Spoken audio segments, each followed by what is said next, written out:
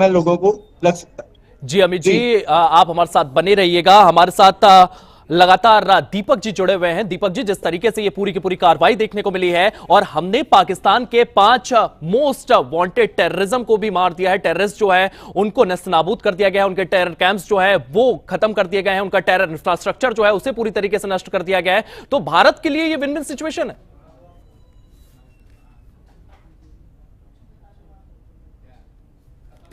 से जीत ही इसे कहेंगे। मैं सोशल मीडिया पढ़ रहा था और उसमें तरह तरह के दिलचस्प कमेंट देखने को मिल रहे हैं, जिसमें एक कमेंट का जिक्र ज़रूर करना चाहूँगा कि चूहे और शेर के बीच में अगर युद्ध हो और शेर जो है वो चूहे की गलतियों को नज़रअंदाज करे और फिर माफ़ी मांगने पर माफ़ कर दे, तो इसे सीज़ फायर नहीं, माफ़ी मांगना कहते हैं, गिड़गिड़ाना कहते हैं। और एक बात ख़ास तौर से, माफ़ी बार बार नहीं मिलती है। पाकिस्तान ने देख लिया है, पाकिस्तान समझ गया है कि इस बार जैसे तैसे बच गया है। चारों तरफ भाग के, चारों तरफ जैसा कि हम सुबह से जिक्र कर रहे थे, वर्ल्ड कम्युनिटी के पास भाग के तमाम तरीके से माफ़ी की गुहार लगाकर इस बार तो पाकिस्तान बच गया है, लेकिन हर बार नहीं बचेगा। पाकिस्तान समझ चुका है कि जो अब तक वो जुबानी जमा खर्च कर रहा था, उस जुबानी जमा खर्च की कोई भी वैल्यू नहीं है। भारत अगर अपनी पर आया तो पूरी तरह से नामो निशान नक्शे से मिट जाएगा। और यही वजह है कि आप अंदाज़ा इस बात से लगाइए कि सीमा पार किए बिना, अपनी सीमाओं में रहते हुए जिस तरीके से भारत ने उनके तमाम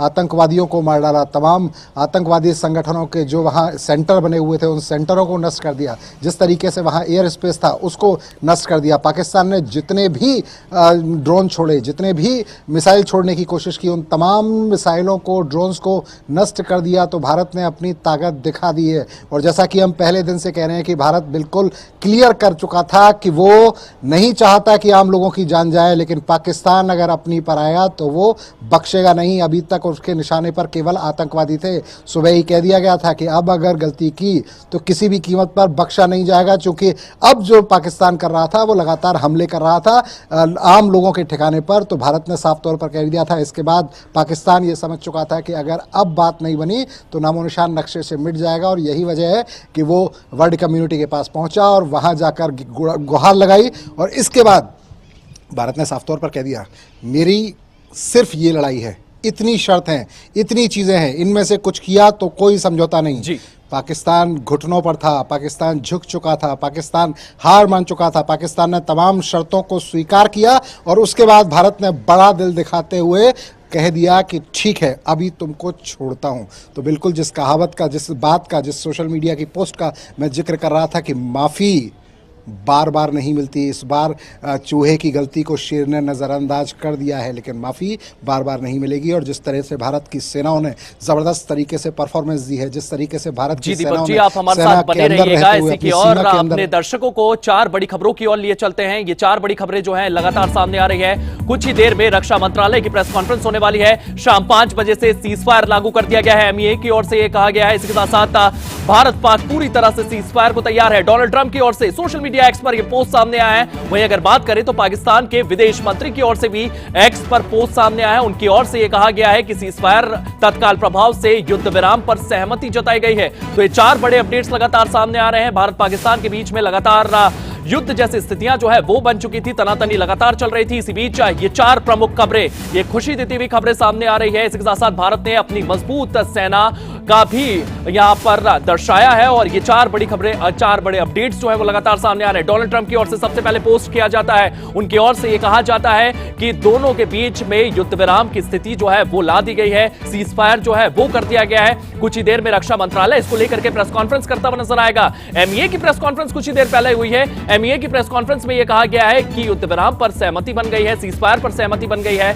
और उनकी ओर से भी तमाम जानकारियां सामने रखी गई है। और पाकिस्तानी विदेश मंत्री का एक्स पर, सोशल मीडिया एक्स पर यह पोस्ट भी सामने आता है। उसमें भी यह कहा गया है कि हां, सीज फायर पर सहमति बन गई है। तो ये 4 बड़ी खबरें जो हैं ये लगातार सामने आ रही है। 4 बड़ी खबरें लगातार हम आपको बता रहे हैं। ये अभी के सबसे बड़े अपडेट्स जो है वो सामने आया है। भारत पाकिस्तान के बीच तनातनी को लेकर के ये 4 बड़ी खबरें सामने आई है। ये 4 बड़े अपडेट्स जो है ये लगातार सामने आए हैं, जहां पर कुछ ही देर में रक्षा मंत्रालय की प्रेस कॉन्फ्रेंस होने जा रही है। इसमें तमाम चीजें जो है वो और साफ होती हुई नजर आएगी।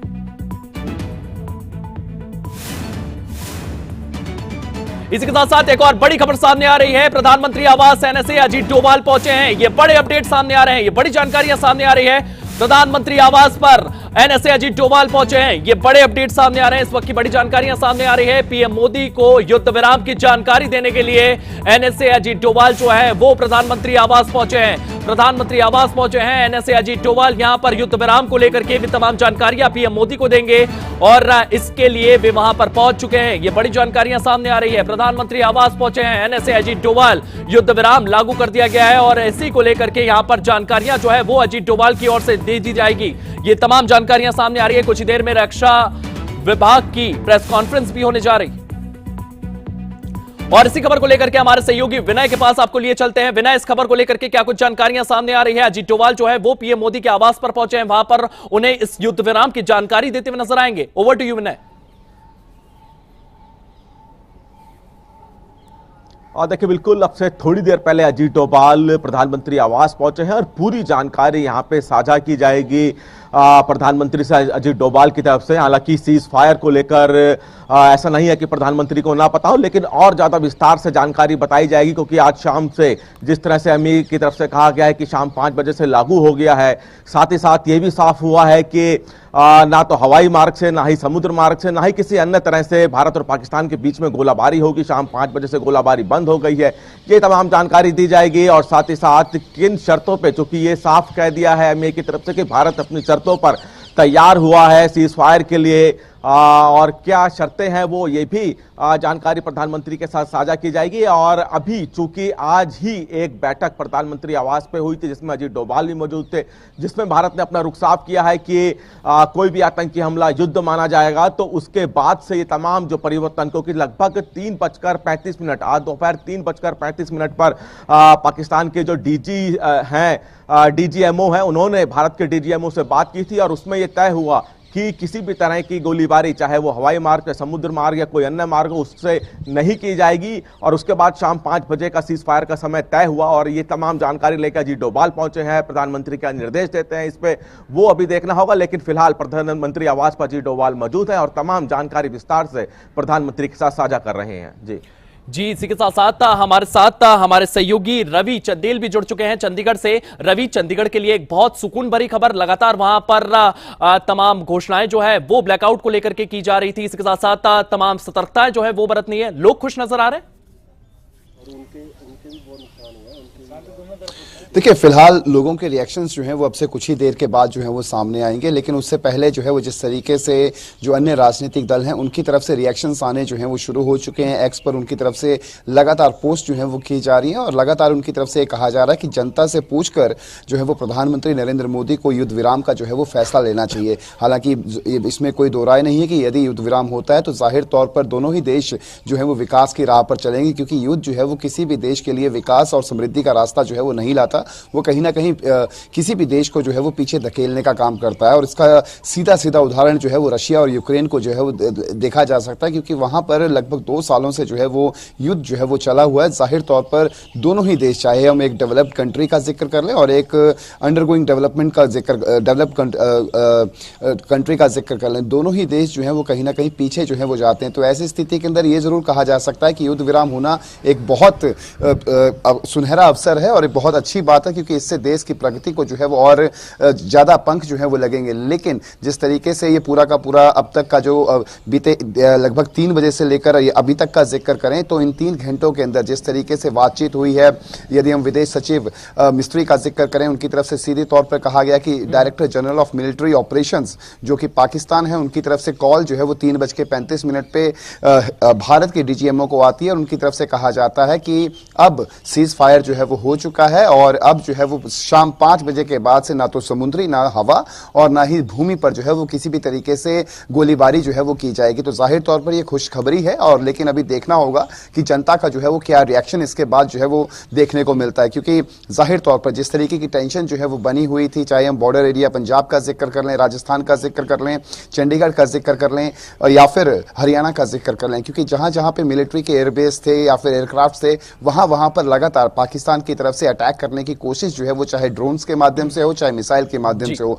वो कोशिश जो है वो लगातार की जा रही थी, लेकिन उन कोशिशों का ठोस जवाब जो है वो भारत की तरफ से S-400 एंटी मिसाइल से जो है वो दिया जा रहा था और उनके हर कोशिशों को जो है वो पूरे तरीके से नाकाम जो है वो किया जा रहा था। जाहिर तौर पर एक खुशखबरी है, क्योंकि हमारे जो जवान, जिन माताओं के बेटे और जिन पत्नियों के पति जो बॉर्डर्स पर खड़े हैं, जाहिर तौर पर उनके घर पर ये संदेश जो है वो कहीं ना कहीं खुशी की लहर जो है वो लेकर आएगा। लेकिन अभी देखना दिलचस्प होगा कि आखिरकार किस तरीके के रिएक्शंस जो है वो पब्लिक से आते हैं। पब्लिक इस फैसले से, जिस तरीके से सीज फायर का जो फैसला लिया गया है दोनों ही देशों द्वारा, भारत का जिक्र कर लें, पाकिस्तान का जिक्र कर लें, पब्लिक के सेंटीमेंट्स क्या कहते हैं, पब्लिक इस बारे में क्या सोचते हैं, क्योंकि जो सैनिक बॉर्डर्स पर हैं उनके परिवार में जाहिर तौर पर खुशी की लहर जो है वो एक तरीके से आई होगी, क्योंकि अब युद्ध पर जो है वो विराम लग गया। लेकिन पब्लिक सेंटीमेंट्स क्या कहते हैं, क्योंकि आज हमने दिन के वक्त देखा था कि चंडीगढ़ के अंदर जिस तरीके से सिविल डिफेंस वॉलंटरी एनरोलमेंट के लिए युवाओं को बुलाया गया था, सीधे तौर पर चंडीगढ़ के डीसी निशांत यादव की तरफ से कहा गया कि उन्हें उम्मीद थी कि 500 से 600 युवा जो है वो पहुंचेंगे और अपने आप को एनरोल करेंगे, लेकिन हुआ इससे ठीक उलट। लगभग 4000 युवा जो है वो वहां पर पहुंचे और आनंद फानन के अंदर जो टैगोर थिएटर के अंदर एनरोलमेंट की जानी थी उसे खुली मैदान में जो है वो करने को अवसर जो है वो मिला, क्योंकि इतना एंथुजियाज्म, इतना मोटिवेशन जो है वो हर युवा के अंदर था, क्योंकि वो भी पार्टिसिपेट करना चाहता था और वो भी सैनिकों को किस तरीके से देश हित में जो है वो अपना एक सहयोग दे सके, उस दिशा में कदम जो है वो आगे बढ़ाना चाहता था। तो जाहिर तौर पर एक खुशखबरी है, लेकिन अभी पब्लिक सेंटीमेंट्स को जो है वो देखना होगा और पब्लिक के सेंटीमेंट्स क्या कहते हैं इस पर जो है वो नजर रहेगी। जी, इस पर जरूर नजर रहेगी। और दीपक जी के पास आपको लिए चलता हूं। दीपक जी, जिस तरीके से पहलगाम में हमला होता है, हमारे 26 नागरिक जो है उन्हें मार दिया जाता है, उसके बाद भारत सरकार की ओर से 5 कदम उठाए जाते हैं और इन 5 कदमों में एक कदम होता है सिंधु जल संधि को लेकर के। वहां पर भी क्या कुछ बदलाव देखने को मिल सकते हैं दीपक जी? देखिए, बिल्कुल बदलाव देखने को मिलेगा। दरअसल अभी देखना यह होगा कि जो प्रेस ब्रीफिंग होने वाली है, अभी एनएसए अजीत डोभाल प्रधानमंत्री जी से मिलने पहुंचे हैं और उसके बाद क्या जानकारी उन्हें देते हैं, और उसके बाद चूंकि पूरे देश के लोग ये जानना चाहते हैं कि असल में हुआ क्या है, किस तरीके से हुआ है, तो इसके लिए मैं समझता हूं कि जल्दी ही एक प्रेस कॉन्फ्रेंस होगी जिसमें पॉइंट वाइज बताया जाएगा कि किन किन मुद्दों पर यह सहमति बनी है, आखिर ऐसी कौन सी चीजें थी जो भारत ने अपनी शर्तें रखी और कौन कौन सी शर्तें थी जिनको मान लिया गया। भारत ने जब शर्तें रखी हैं तो पाकिस्तान जब सीज फायर के लिए, पहले से पाकिस्तान तो तैयार था, जब भारत सीज फायर के लिए तैयार हो गया है, जब पाकिस्तान सीज फायर के लिए तैयार हो गया है, तो बिल्कुल सही स्थिति यह है कि अब देखना यह होगा कि जब ये प्रेस कॉन्फ्रेंस होती है और जब ये पूरी जानकारी निकलकर सामने आती है, तब ये देखना दिलचस्प होगा कि जो 5 कदम उठाए गए थे बड़े, उन 5 कदमों में से कितने कदमों को वापस लिया गया है, कितने कदमों में यथास्थिति बरकरार रहने वाली है। लेकिन जहां तक मैं समझ रहा हूं कि सीज फायर के बाद अगर समझौता जिस तरीके से बताया जा रहा है हुआ है और जिस तरह से भारत की शर्तें मानी गई हैं, तो ये बिल्कुल आप तय मानिए कि जो 5 कदम थे, उन 5 कदमों में से कुछ कदमों पर राहत भारत पाकिस्तान को दे सकता है, जिसमें सिंधु जल समझौता जो है ये बहुत मायने रखेगा। और उसकी वजह ये कि इस समझौते को रोकने की वजह से पाकिस्तान में जल संकट बढ़ने लगा था, और हालांकि कुछ दिन और अगर गुजरते तो पाकिस्तान पीने के पानी के लिए भी बिल्कुल परेशान हो सकता था, बिल्कुल दिक्कत में आ सकता था। लेकिन अब ये उम्मीद आप कीजिए कि चूंकि सीज फायर हुआ है और कंडीशन, चूंकि जैसा बार बार कह रहा हूं कि किन कंडीशंस पे हुआ है, इसके लिए एक प्रेस कॉन्फ्रेंस का इंतजार हमें करना पड़ेगा जिसमें ये बताया जाए कि क्या क्या शर्तें मानी गई हैं। तो उम्मीद ये कर चलिए कि सिंधु जल समझौता तो कम से कम बहाल किया ही जाना चाहिए, और क्या क्या बहाल हो रहा है इसके लिए हमें इंतजार करना पड़ेगा। लेकिन एक बात है कि भारत एक बार फिर जिस तरीके से भारत ने हमला किया, जिस तरह से भारत ने अपने नागरिकों के बाद बदला लिया, 26 लोग जो मारे गए, इसके बाद पाकिस्तान के तमाम जो कैंप हैं इनको नष्ट किया, पर पाकिस्तान के एयर स्पेस को जैसे नष्ट किया, इसके अलावा तमाम जो चीज़ें करते हुए नजर आए, आतंकवादियों की एक लंबी सूची सामने आई जिनको भारत ने मार गिराया। तो आप ये मानकर चलिए कि भारत बहुत सही स्थिति में रहा है। भारत एक तरह से इसे जीत ही आप कह सकते हैं, चूंकि जीत ही ये है। ये पाकिस्तान जो कल तक आंखें दिखा रहा था भारत को, वो आज आंखें नीचे कर बैठा है, और यही वजह है कि सीज फायर के लिए पूरी तरह से दुनिया में गिड़गिड़ाता हुआ नजर आया, और जब गिड़गिड़ा लिया तब भारत ने कहा कि जा माफ किया, लेकिन बार की माफी बार बार नहीं मिलती है। ये बात पाकिस्तान को ध्यान रखनी पड़ेगी। जी दीपक जी, मैं विनय के पास आपको लिए चलता हूं। विनय, जिस तरीके से अजीत डोभाल जो है वो पीएम मोदी से मिलने पहुंचे हैं, इसके बाद रक्षा मंत्रालय की प्रेस कॉन्फ्रेंस जो है वो कब तक हो सकती है, और इस प्रेस कॉन्फ्रेंस में किन चीजों को लेकर के डिटेल ब्रीफिंग यहां पर दी जाएगी विनय?